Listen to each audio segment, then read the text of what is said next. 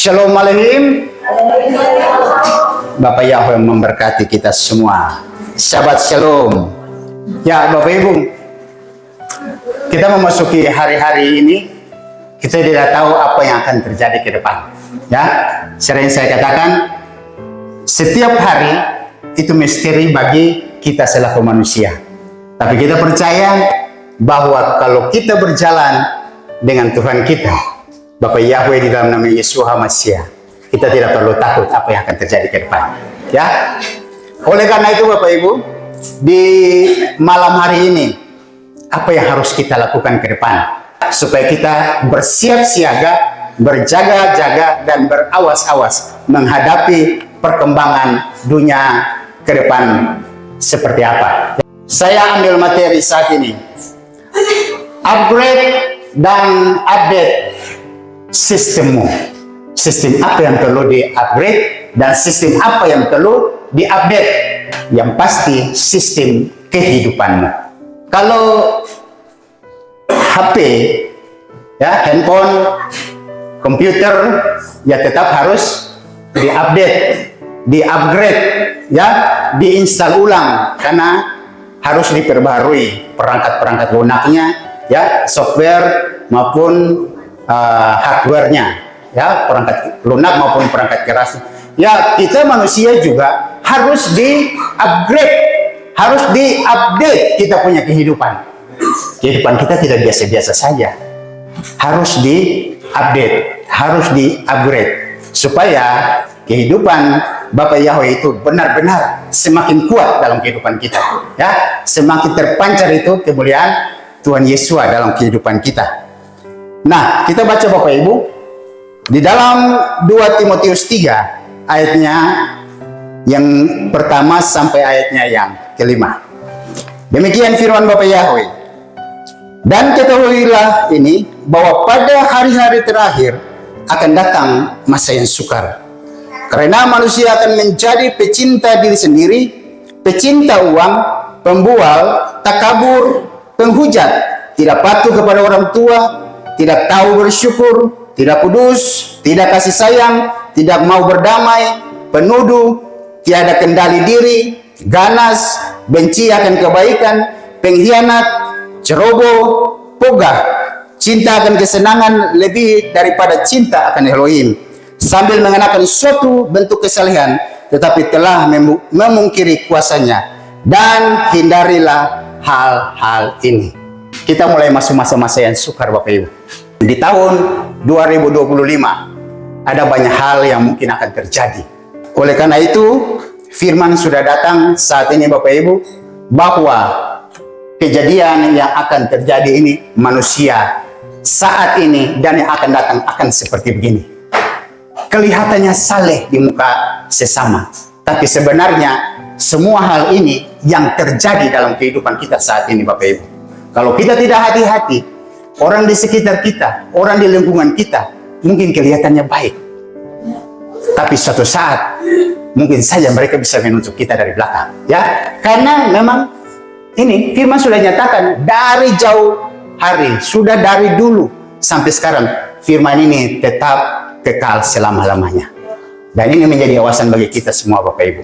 Sebelum kita mengetahui apa yang harus kita upgrade dan apa yang harus kita update dalam sistem kehidupan kita Bapak Ibu, saya mau menjelaskan. Ada beberapa prediksi, ya. Prediksi keadaan dunia di tahun 2025 dan ke depan nantinya seperti apa. Ini menjadi awasan untuk kita Bapak Ibu, tidak untuk menakut-nakuti. Tapi selaku umat yang percaya kepada Bapak Yahweh, hendaklah kita berjaga-jaga. Jangan sampai kita tertipu dengan keadaan dunia ini. Prediksi yang pertama, Bapak, runtuhnya perusahaan-perusahaan teknologi besar. Bapak Ibu tahu, teknologi besar ada Google, ada Amazon, ya, ada Apple. Itu perusahaan-perusahaan teknologi yang saat ini menguasai dunia. Yang saat ini manusia tergantung pada ini Bapak Ibu. Apalagi yang punya Android, mulai dari anak-anak sampai orang dewasa, semuanya tergantung. Sekarang kalau Google tidak ada, bagaimana Bapak Ibu? Kalau Microsoft tidak ada, bagaimana Bapak Ibu? Semua pasti terganggu keadaan dunia. perusahaan-perusahaan teknologi besar yang saat ini menguasai dunia diprediksikan akan mengalami keruntuhan. Akibatnya, data-data privasi orang terbuka oleh pemerintah akan memberlakukan peraturan yang lebih ketat pada pengumpulan data AI dan terjadilah monopoli online. Kalau sampai ini terganggu Bapak Ibu, data-data privasi kita sudah tidak menjadi privasi lagi. Dan itu semuanya dikumpulkan masuk dalam data AI. Sebenarnya kita sudah bicara AI ini kan lama. Bapak Ibu juga bisa buka di YouTube, di media-media sosial yang lain. Nah, hal itu akan mengguncang media-media sosial besar saat ini seperti Facebook dan Meta, karena semuanya tergantung dari ini. Ketika daftar Facebook, daftar WhatsApp, daftar yang lain pasti yang dipakai Google. Kenapa? Karena dia minta emailnya, ya, entah itu gmail.com, yahoo.com, ya, atau yahoo.id. Yang pasti ini berlaku. Nah, kalau ini sampai terganggu Bapak Ibu, semua sistem dunia pasti terganggu juga. Ya. Nah, tentunya membuat ancaman-ancaman keamanan cyber itu terancam. Ini akan menjadi bencana besar untuk ekonomi dunia karena infrastruktur digital akan runtuh dan pasar saham akan jatuh. Itu mulai terjadi kegoncangan di dalam dunia Bapak Ibu. Baru terkait dengan teknologi, ya, yang selama ini kita pakai Bapak Ibu.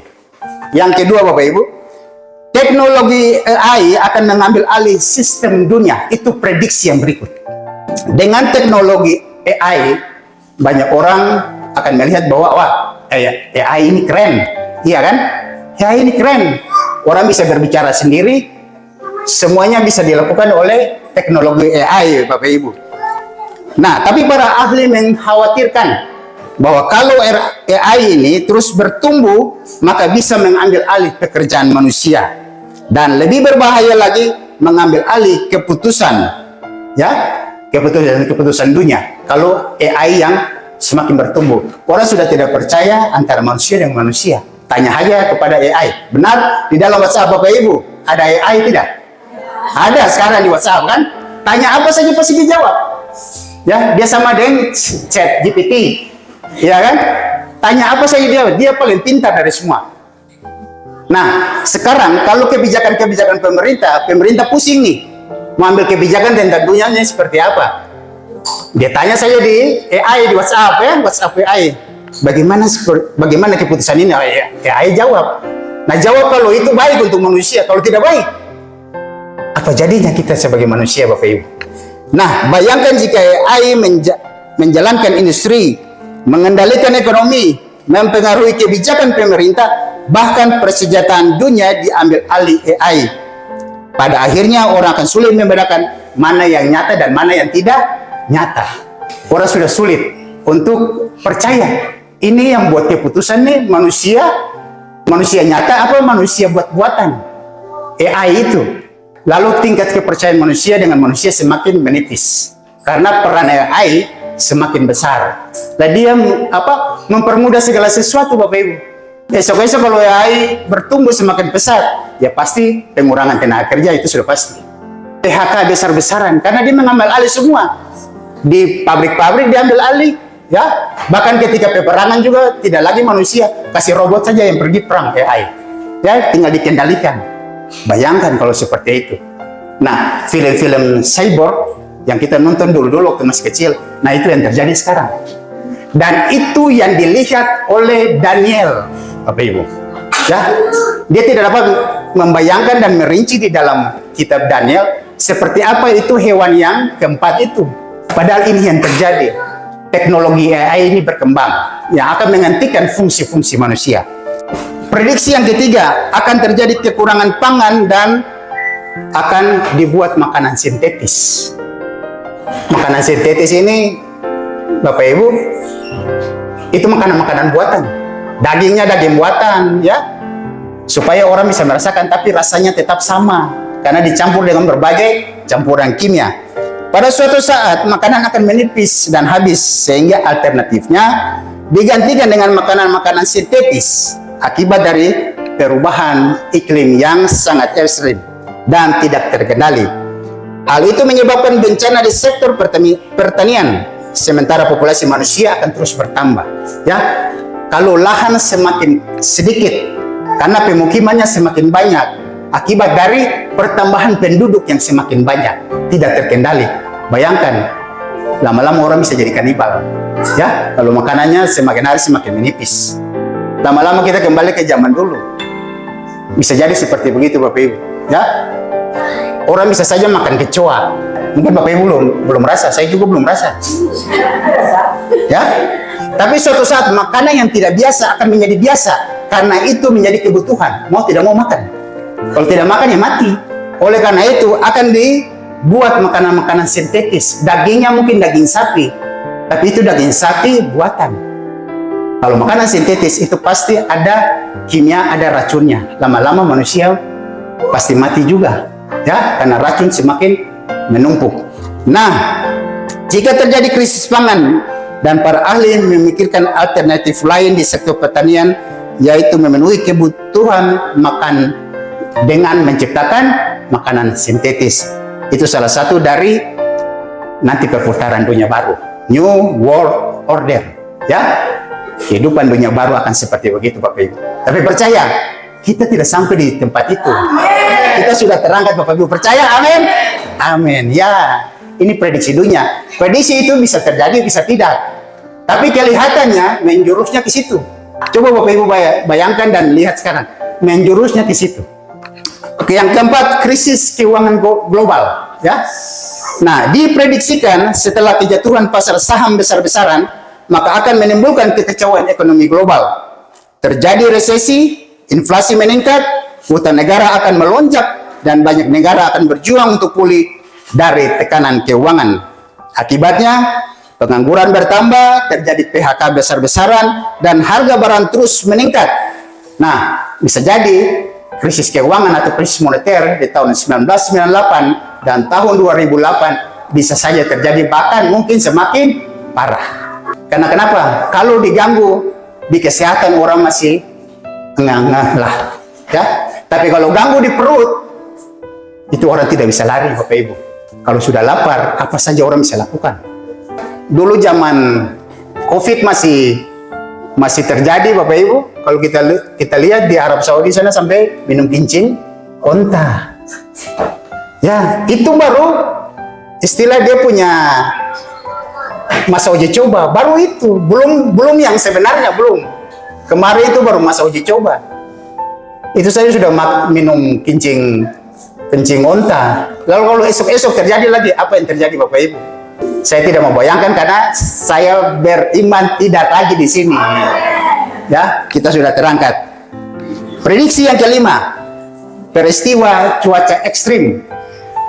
Dulu siklus cuaca bisa diprediksikan, tapi sekarang dengan adanya terjadinya pemanasan global, maka muncul cuaca ekstrim seperti badai besar, gelombang panas, naiknya permukaan air laut, curah hujan yang tidak terkendali, kebakaran hutan, banjir, dan gempa bumi.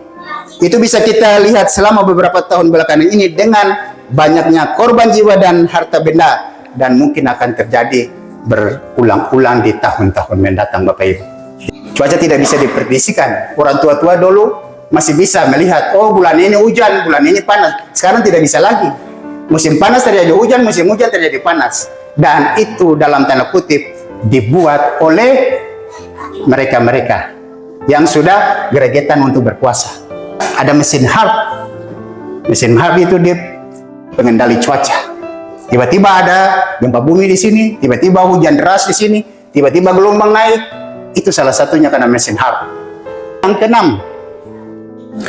Nah, yang keenam ini yang lagi sementara santer. Perjalanan wisata luar angkasa. Siapa mau jalan ke luar angkasa Bapak Ibu? Jangan kita jalan ke luar angkasa, kita jalannya ke Samayim. Jangan ke luar angkasa, itu sementara. Nah, ada perusahaan-perusahaan besar seperti SpaceX, Blue Origin, dan Virgin Galactic yang akan menawarkan dan memimpin perjalanan komersial ke luar negeri kepada para wisatawan kaya, orang-orang kaya.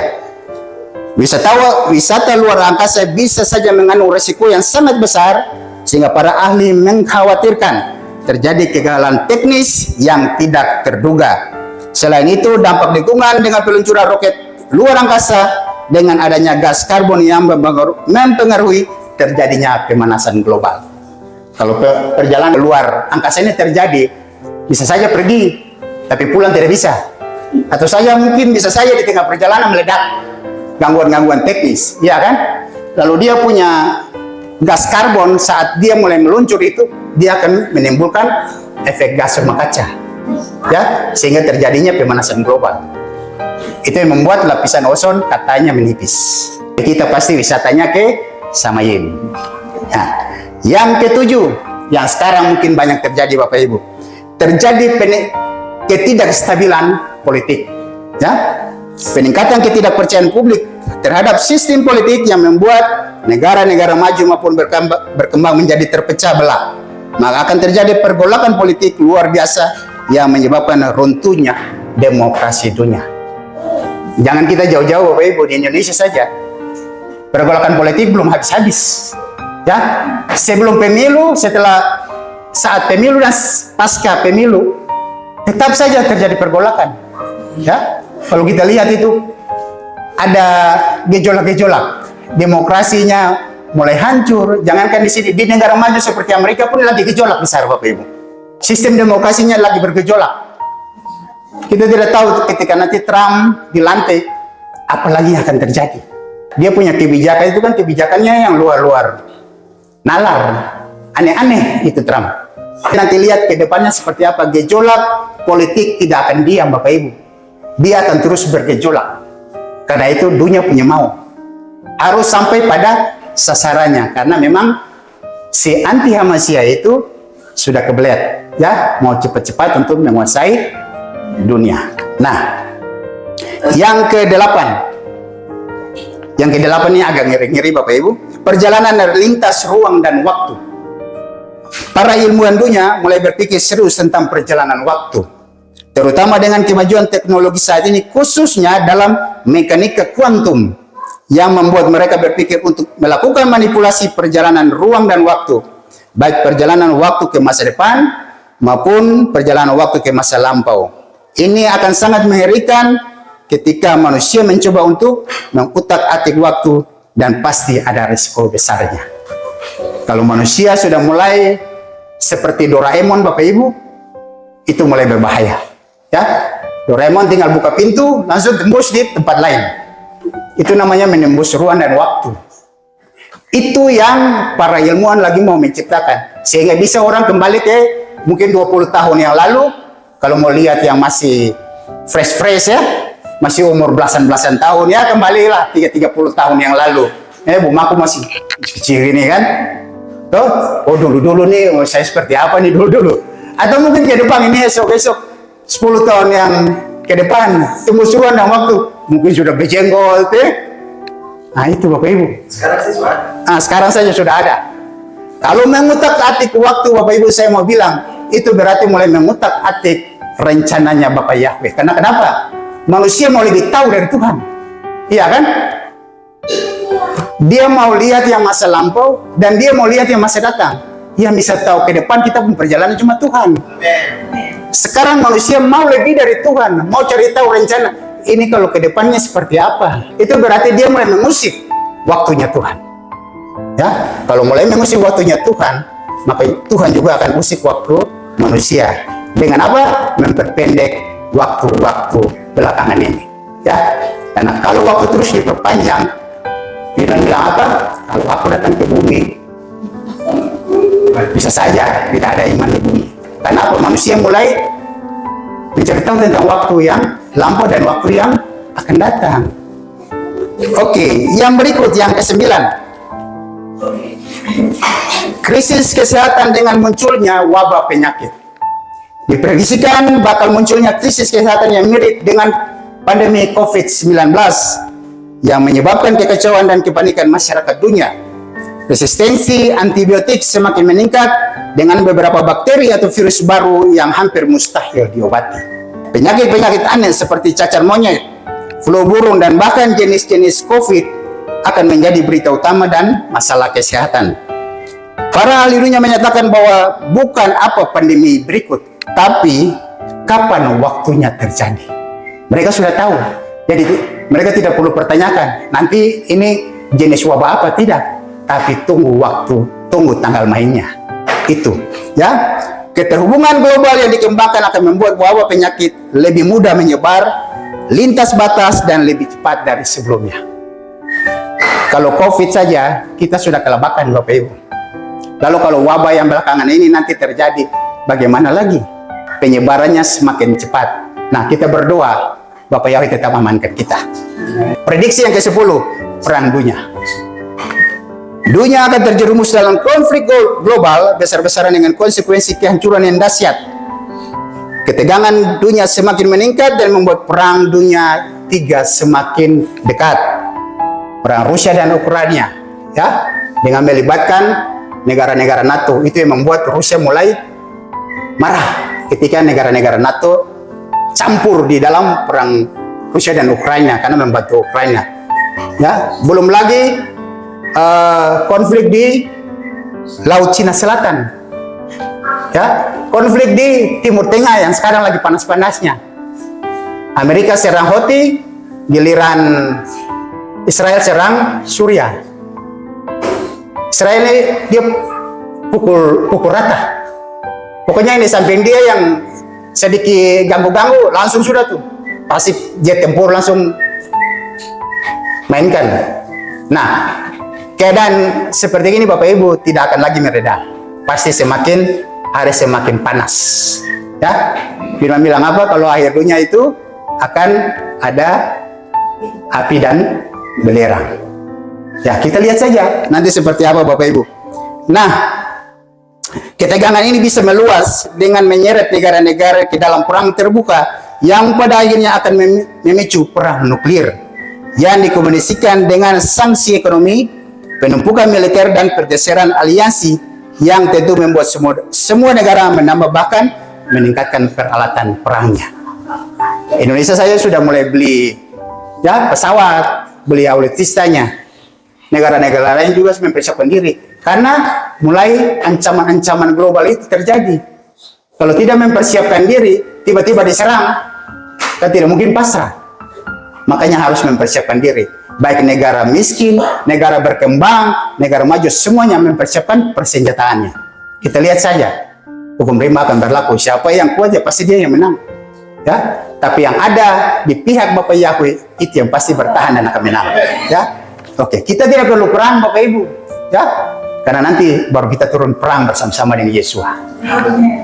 Pada masa ini Bapak Ibu, manusia sudah pasti akan meninggalkan dia punya kebiasaan-kebiasaan karena perkembangan ke depan yang semakin tidak menentu. Kebiasaan kita, ya, budaya kita itu sudah sedikit demi sedikit tergeser. Ya, orang sudah, yang tadi Firman bilang, orang sudah tidak lagi saling mencintai, pikir diri sendiri, siapa lu, siapa gue, mau mati ya mati, yang bisa bertahan hidup ya bertahan hidup. Kedepannya pasti seperti itu Bapak Ibu. Nah, kalau kita tidak kuat dalam iman kita kepada Bapak Yahweh, bagaimana kita bisa menghadapi keadaan dunia seperti ini? Ada banyak perkembangan teknologi yang menurut saya itu ada baiknya, tapi juga ada tidak baiknya. Salah satu contoh Bapak Ibu, kita dengan gadget atau HP.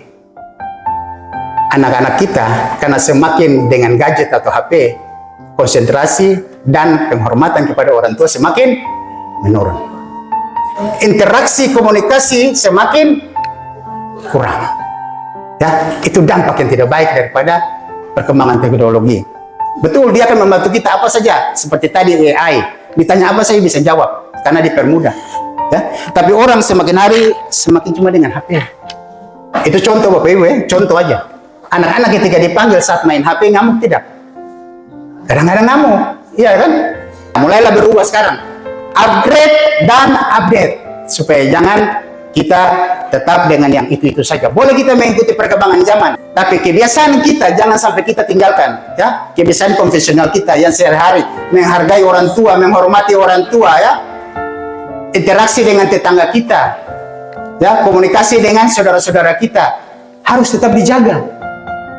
Kita mengikuti perkembangan, tapi kalau kita meninggalkan semuanya itu, apa jadinya kita? Kita hidup untuk diri kita sendiri. Ya, seperti mungkin di kota-kota besar kayak di Jakarta, tetangga dengan tetangga mungkin lain tidak kenal lain. Kalau di Ambon ya suasana kekeluarganya masih tinggi. Kita kurang makan, ke sebelah rumah masih bisa makan. Tapi kalau di sana tidak kerja, maka tidak makan. Nah, itu yang membuat terjadinya penurunan kita punya sistem kehidupan di dunia.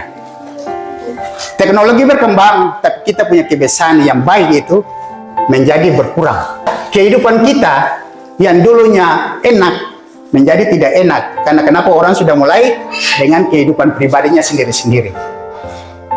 Nah, lalu apa sebenarnya yang harus kita lakukan untuk menyikapi perkembangan zaman ini, Bapak Ibu? Sebagai orang percaya ada dua hal.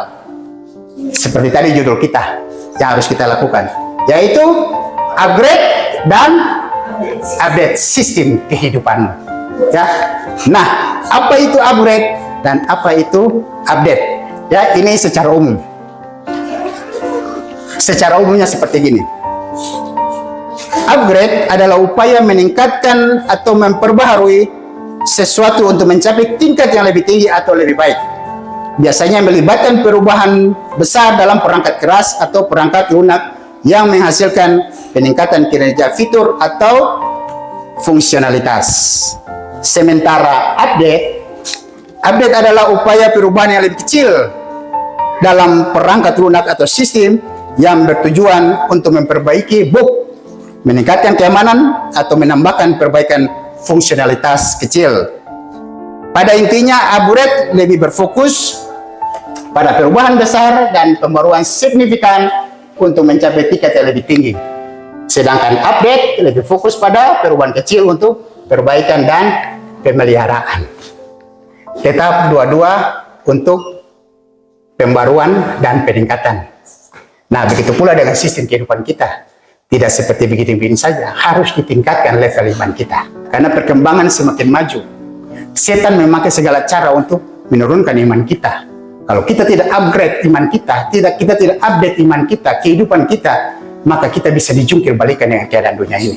Semua tipu muslihat setan, mari kita kalahkan. Kalau kita hidup dalam Bapa Yahweh.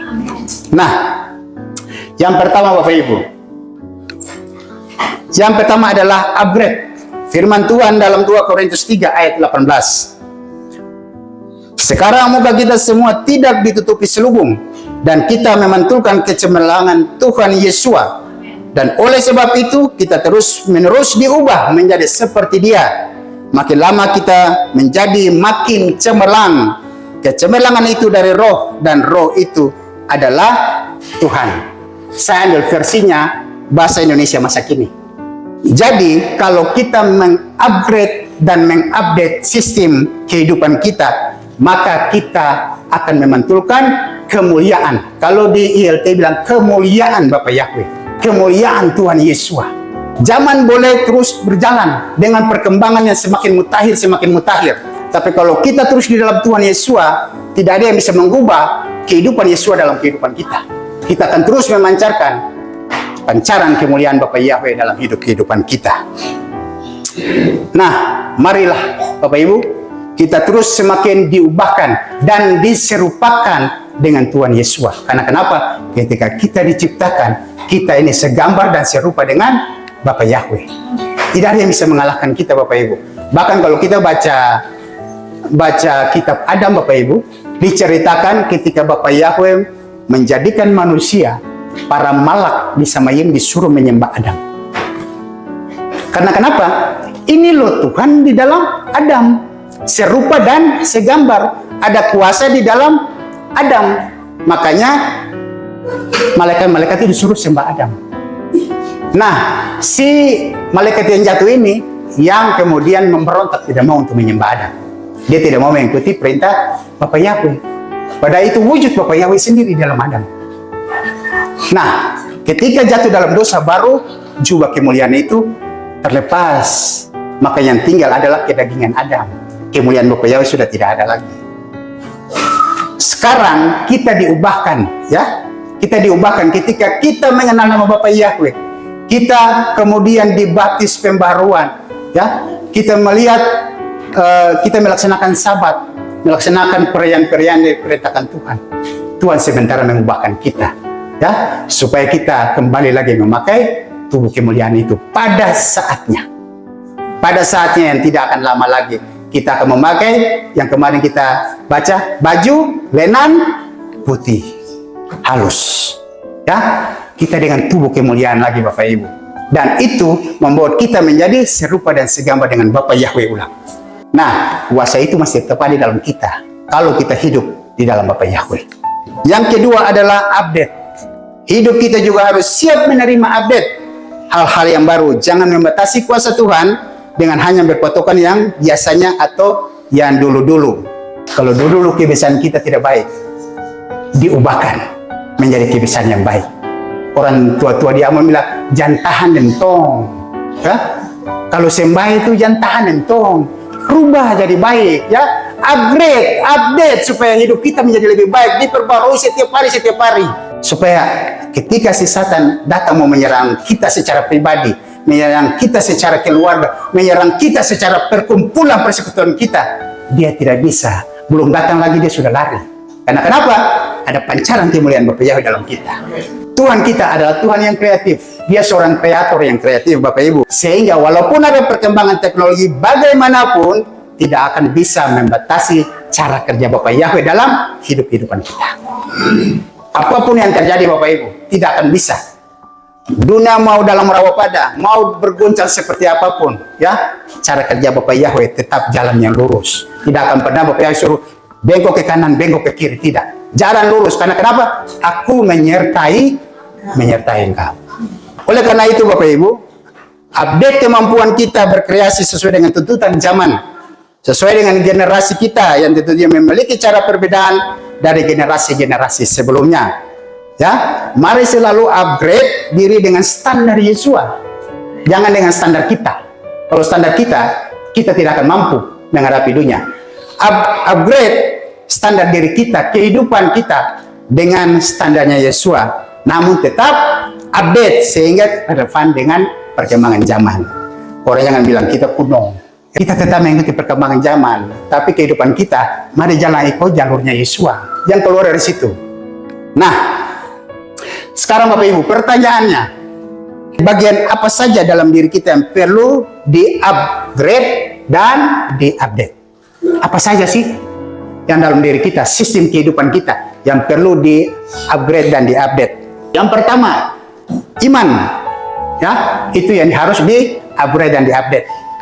Dan dalam Kolose 2 ayat 7 dikatakan, hendaklah saudara-saudara berakar di dalam Dia dan memperoleh kekuatan dari Dia.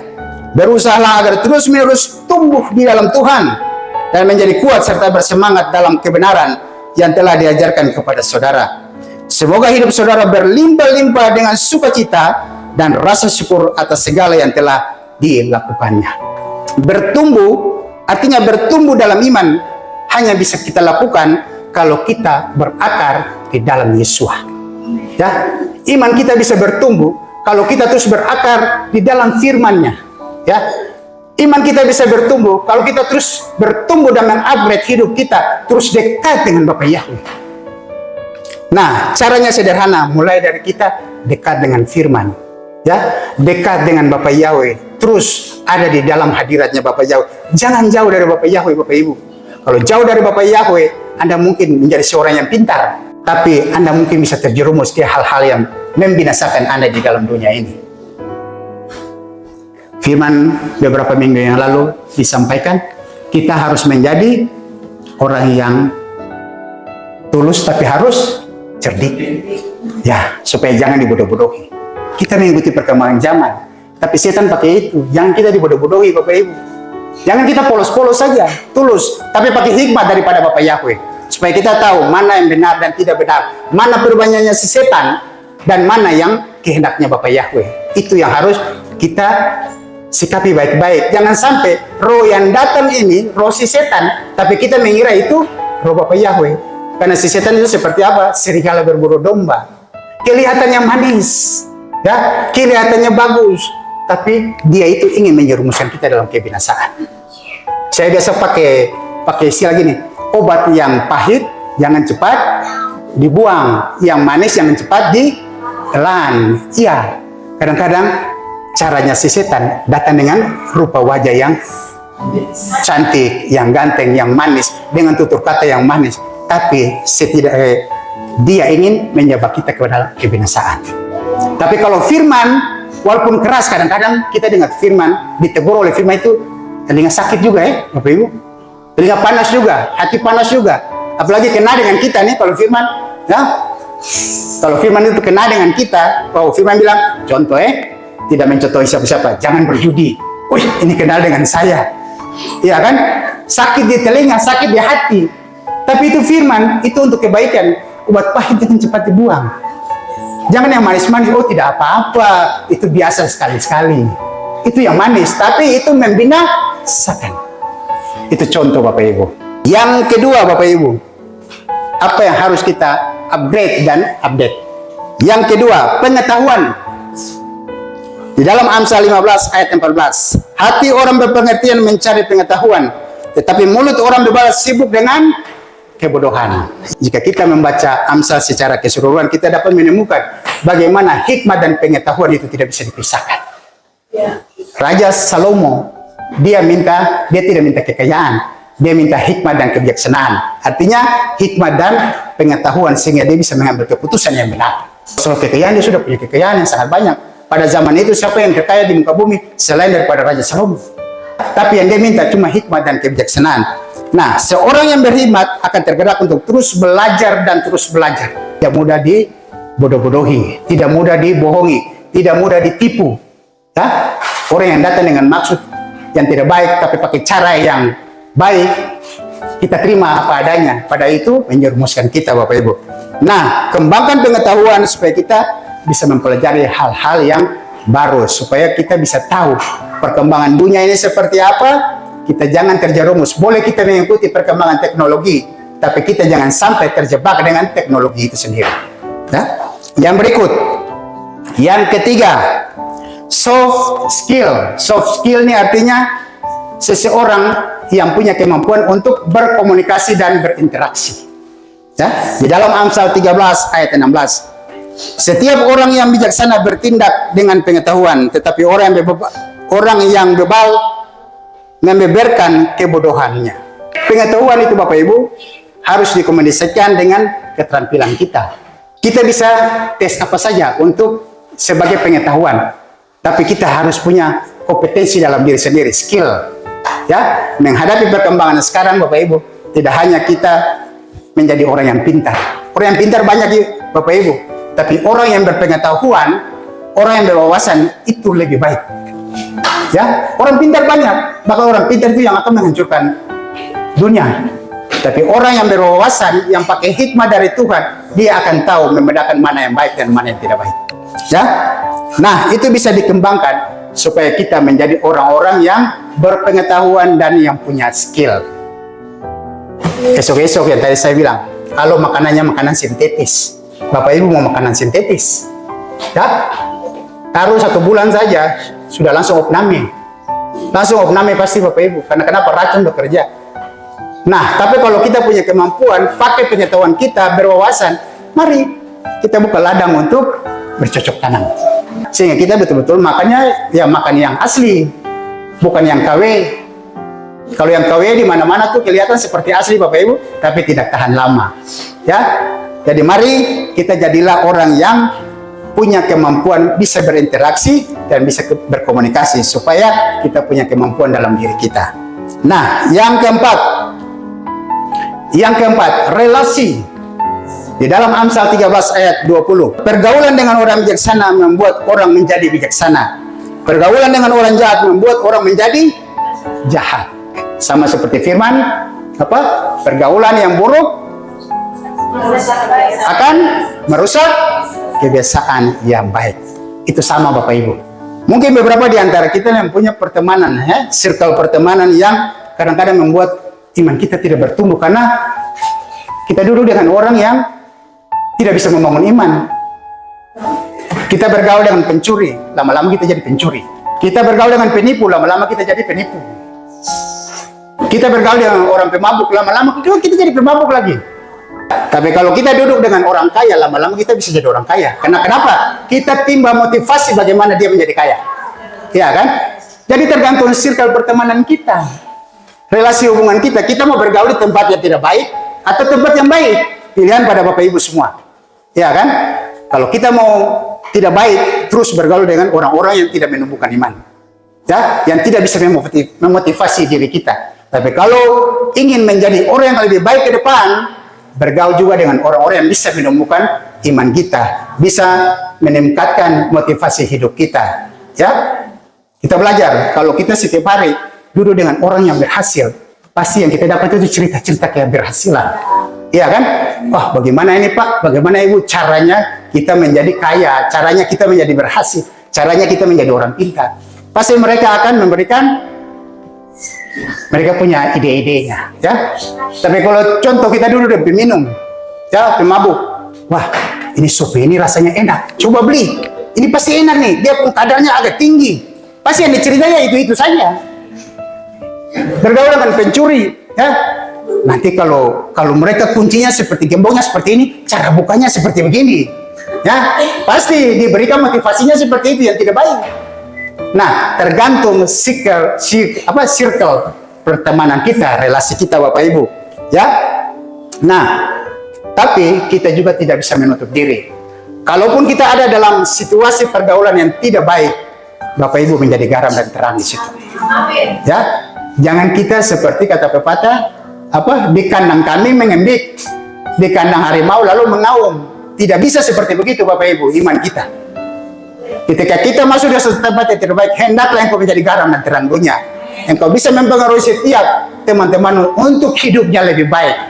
Ya, untuk mereka juga mendapat keselamatan Bapak Ibu. Jangan kitanya yang sudah dapat keselamatan, justru kita yang terjerumus di situ. Ya, itu relasi yang harus kita bangun. Mana yang baik menurut Bapak Ibu? Itu yang menjadi pilihan.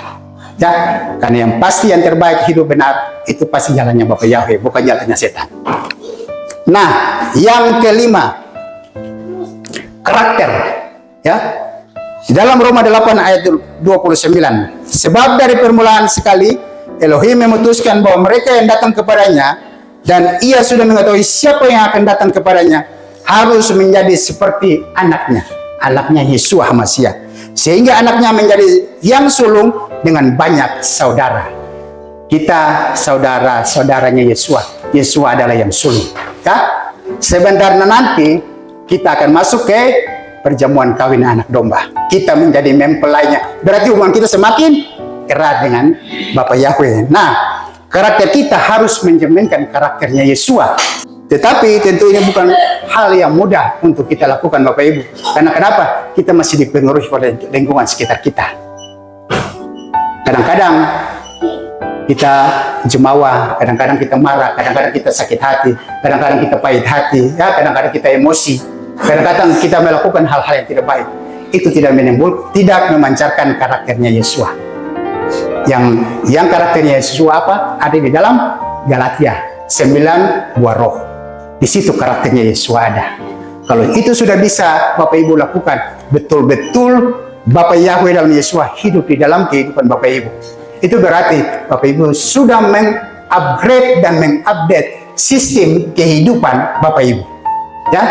Nah, ketika kita menyadari bahwa hidup kita adalah milik Bapak Yahweh, ya, berarti ada potensi-potensi karunia yang telah Tuhan berikan kepada kita.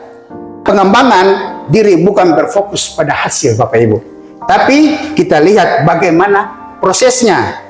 Kita berkomitmen untuk mau mengembangkan diri, maka kita juga siap untuk menjalani proses. Orang yang berhasil, itu dia mengalami prosesnya yang luar biasa. Ya, kalau kita lihat pengusaha-pengusaha yang berhasil, mereka jatuhnya tidak satu kali, pasti 1, 2, 3 kali, bahkan berkali-kali. Tapi apa keputusan mereka, motivasi mereka adalah bangkit, dan terus bangkit. Dan pada akhirnya hasil yang dicapai apa? Keberhasilan. Nah, kita juga jangan sampai kita jatuh.